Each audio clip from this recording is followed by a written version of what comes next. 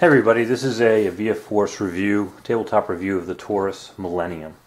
The purpose of these reviews is not to, do an intensive shooting or whatever, but it's more of a basic buyer's guide and some background on the firearm. It's not, we're not able to do complete research, but I do go online and talk to as many people as I can to get some valuable feedback on this firearm.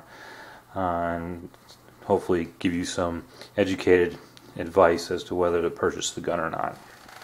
First thing we should do is the gun is designed as a concealed carry pistol. It's relatively small. As you can see, overall length is just about 6 inches. The gun is polymer with a metal slide. Unlike many of the polymer pistols that are out there, this pistol uses a unique assembly, which is that the actual serialized portion is mounted inside the frame and secured by pins. On early guns they're a polymer pin, on the later guns they're steel pins. So unlike Glocks, some of the SIGs, most of the polymer guns, the Rugers, and the Smith & Wessons, where the actual slide is actually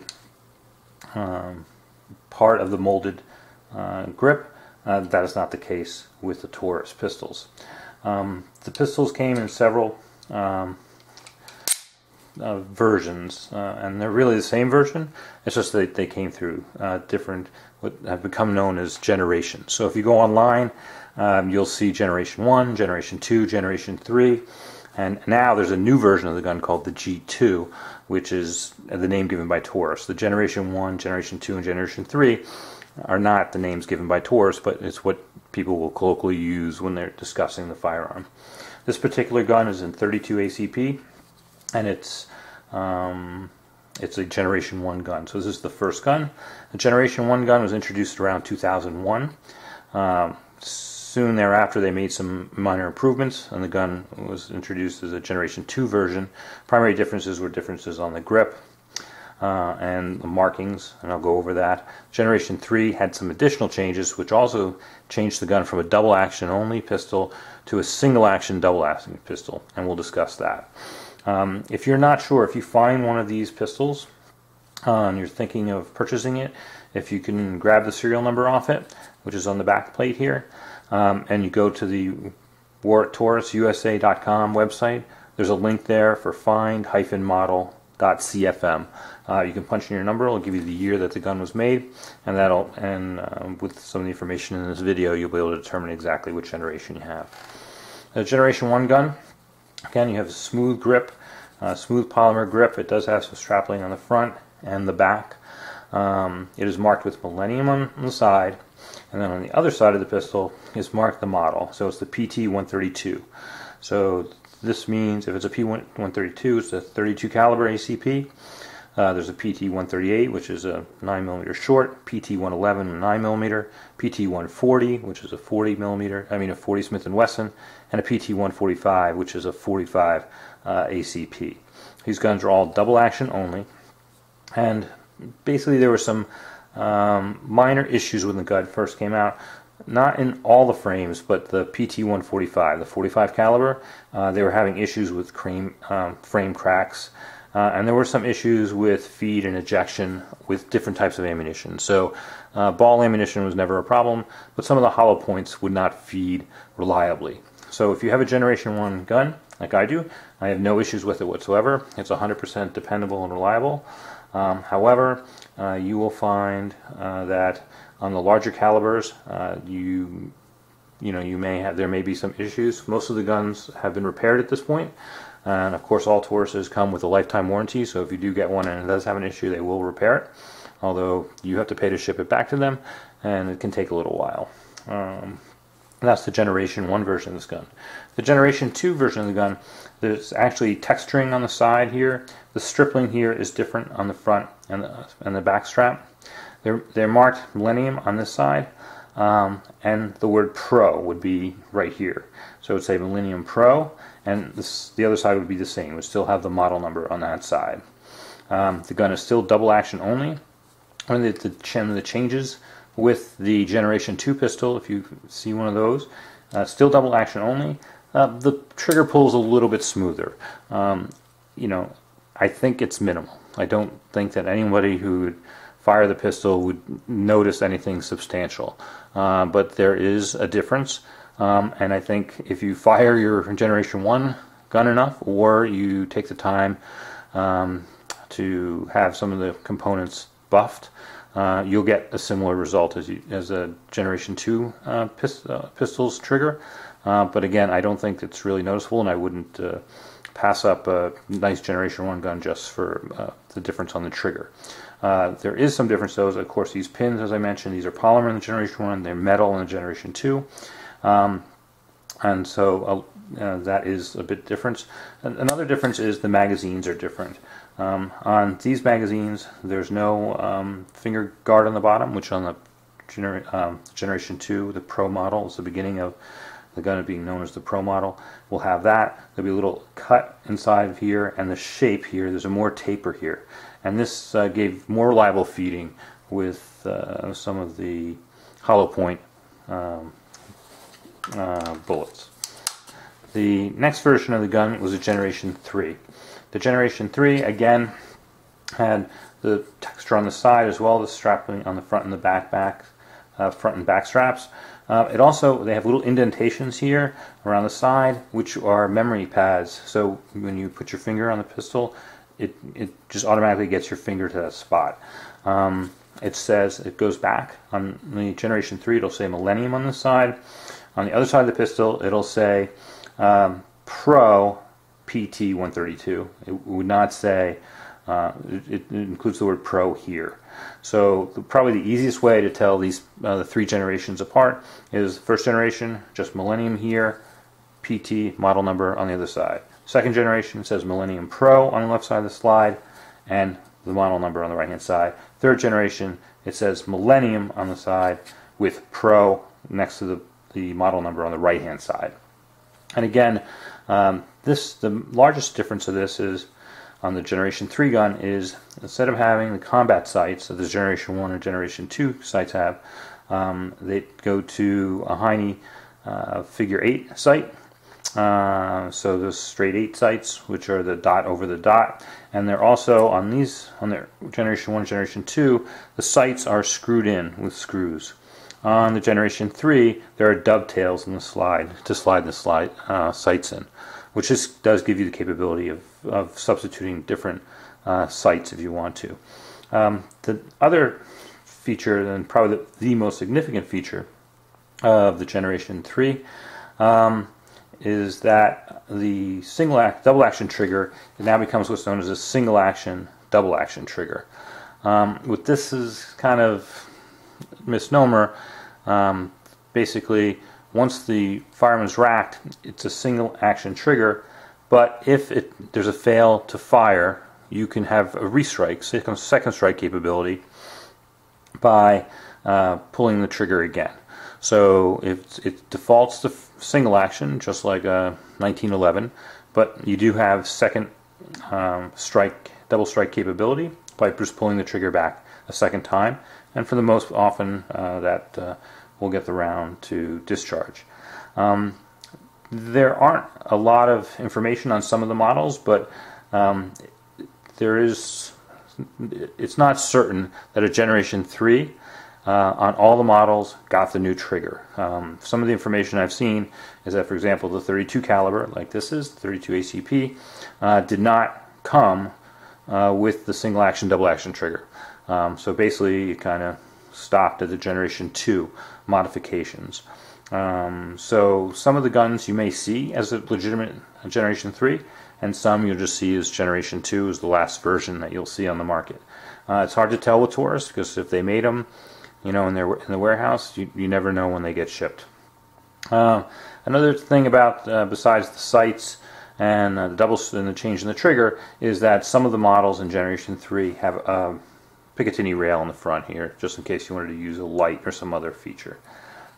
So that certainly wraps up the differences with the first three generations. The Generation 2, or the G2 I should call it, not to confuse it with the Generation 2 of the original gun, is really very different. It has a fully textured grip. It has the memory pads. It is marked Millennium G2 on the slide, and it also has the model number on the right hand side with the word Pro. It also has a single action, double action trigger. It goes back to the combat sights, but they are dovetailed. There is a new takedown lever, and I'll go over that in a minute. The takedown lever is here. On the new G2s, there's just a small little slide up front here. This slide is scalloped, and it's thinner. So in here, there are bigger cutouts here to lose a little bit of mass on the slide, and the slide itself is thinner. The pistol is thinner.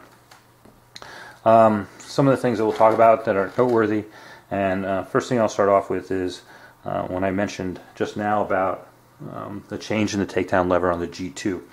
On this particular gun, this is the takedown lever. This is obviously the slide lock. Slide locks here, and obviously you need to release the slide lock to get the pistol to go back. And this is the safety. So some folks really felt that having these three controls in a row was confusing and could cause, in a stressful situation, if you think you're trying to get the safety off, you might be pushing one of the wrong buttons depending on how big your hands are. I don't find that to be an issue. It's it really, if you sweep, if you train with a 1911, or if you train with this pistol, if you just remember to sweep from the top of the slide down, you're going to hit both buttons and you should be in good shape. So that's something that doesn't bother me, but it does bother some folks, and what they did is they actually responded to that by making the takedown lever just a small little lever pull down here versus this pin, which we'll go over how to do that in a minute. Actually slides down and is removed to break down the gun. Generally, I think the manual says no plus P ammo on any of these guns. The Generation 3 PT-111 Pro, which is the 9mm version, and the PT-140, which now has a heavier slide in Generation 3. So they are basically, they both have the heavy slide, and it looks like that that slide might be able to substitute and just swap the barrels out, but that's not something that Taurus supports. But you will see a difference between the barrel and the PT-140 now. And remember, as I mentioned to you earlier, the Generation 1 magazines do not substitute with the later Generation 2 and Pro magazines. They're a different magazine, and you'll have issues with those. Magazines on all these guns run between 10 and 12 rounds, and I haven't seen any larger ones than that. Generally, they're available in blue, stainless, or titanium versions. On some of the guns with the single action, double action trigger, there's been an issue. They call it a flaw, but it's just a quirk of the gun. Again, the safety, lift up, the gun's in safe, can't pull the trigger. On the Generation 3, if you had the trigger partially depressed and put the safety on, you could actually engage the safety without actually blocking the striker. So you can have the safety in the on position, and the trigger can be pulled, and the firearm will discharge. Again, some people have called this a flaw. The reality is, I guess, you really shouldn't have your finger on the trigger when you're putting on the safety. But as long as the trigger is reset properly, the safety works. I'm not sure if Taurus is addressing that or not. All the Tauruses have a little key lock here on the side, which is just basically a hex key, and that will lock the slide. So it's the titanium, it's the Taurus security system, TSS. So it's a way to comply with any requirements that the firearm be stored in a locked position.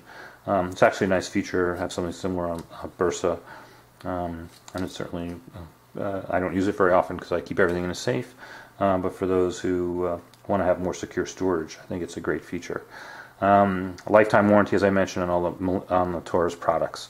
One of the things with the Taurus that you'll hear a lot of feedback on is comparing it to a Glock or comparing it to a lot of the other guns that are out there and the quality and so forth. I'm not sure that where this comes from. Every gun stands on its own, but the Taurus is a quality manufactured firearm. It's made in Brazil, but there's actually a plant in Florida, Miami, that does make some of the models. There is readily available service. The quality, I think, is very high and is comparable to any of the other brands, such as Glock, certainly Ruger and so forth. I think one of the things that we kind of forget is that Glock, the way the gun is marketed, they do get a premium for the firearm because of the reputation they built up with the police and law enforcement and the military. The reality, though, is these are all polymer pistols. They're all made the same. I worked for a firearm manufacturer, and a pistol like this that they manufactured was relatively similar. Total cost to manufacture the gun was about $40. That included all the components, frame, barrel, everything. Obviously, the gun sold for over $400. So the actual cost to manufacture these firearms is relatively low on the polymer frame guns, especially. CNC machines, take care of the slide and the barrel and the other components. So with pistols like this, even Glock, which has a very high reputation, the cost to manufacture the gun is quite low, and the machines that actually manufacture the other components are comparable. If you went to a Taurus factory, I'm sure you'll be just as impressed as if you were at a Glock factory. So some people swear by their Glocks, and you're never going to change their mind. But if the gun works for you, the Taurus will be just as satisfactory. Some people have said there have been issues that sometimes Taurus will release a firearm, such as in this case. It went through 3 generations before the G2 was issued, with constant improvements. But I think all firearm manufacturers do that, whether it be Glock, Sig, Beretta, Ruger. As the guns get out, certainly with Smith & Wesson, I've seen that. Early models, once they're out in the field, some changes happen. They substitute a new spring, they polish feed ramp, they do a lot of different things. I wouldn't hold that against the pistol. The best thing to do, obviously, is purchase the pistol. If it appeals to you and it meets your need, run it. Put a few hundred rounds through it. If it's running dependably and you feel comfortable, then it's a gun that you can rely on. If there's issues, then by all means they should be addressed. But again, with the lifetime warranty, it's a nice thing to know about. As far as operational issues, like I said, the only complaint some people, I said with the long double action trigger, a lot of people say, well, what do you need the safety for? The safety is a nice feature. On the Generation 3 and the laters, it's really kind of like a 1911 operation because it's a single action mode. The striker is always in the firing position. You really need to have the safety on to help maintain that safety if you want to operate the gun in a safe manner, I think. On the earlier guns, with the Generation 1 and Generation 2, with the long trigger pull, it really is very similar to carrying, for example, Sig P232, which is double action only, has a decocker, hammers down. Do you really need a safety on that gun? It's similar in some ways to the Glock. You can say yes, you can say no, but it's really nice to have the extra feature. If you've trained with it, it's really no harm to having it. I've seen people say, well, we'll just cut this off, we'll just file this down.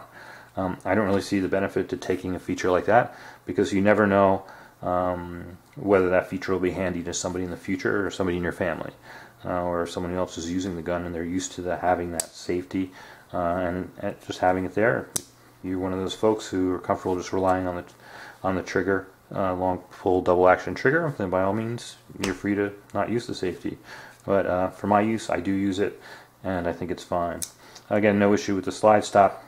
Takedown lever to take down the pistol is very simple. You just rack the slide, you push this pin down all the way down, and then it just actually comes out, and then the slide just pops right off. Pretty standard takedown. One of the things that you'll see some comments, and this was changed in some of the later models, is the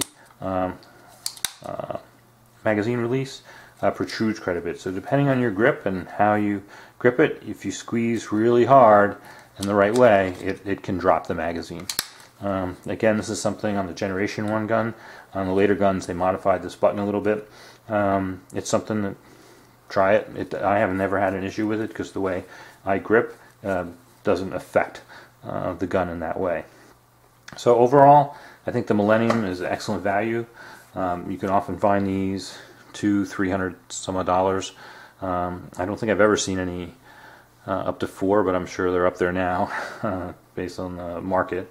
But the guns are reliable, they're dependable, they're well made, and I think it's a great option for somebody looking for either concealed carry or recreational pistol that's looking for something that's not too large, that's easy to carry, easy to care for, and obviously has that lifetime warranty. So I hope you found this useful. Please post any comments you have. I'd love to answer any questions you have. I do have a bunch more information that I didn't include in the video, so if you have particular questions about particular versions of the gun or something that you don't feel I addressed accurately, just post a comment and I'll respond to you right away. Obviously subscribe if you can, it'd be great. And thanks again for your time. And this is an AviaForce video. Thanks.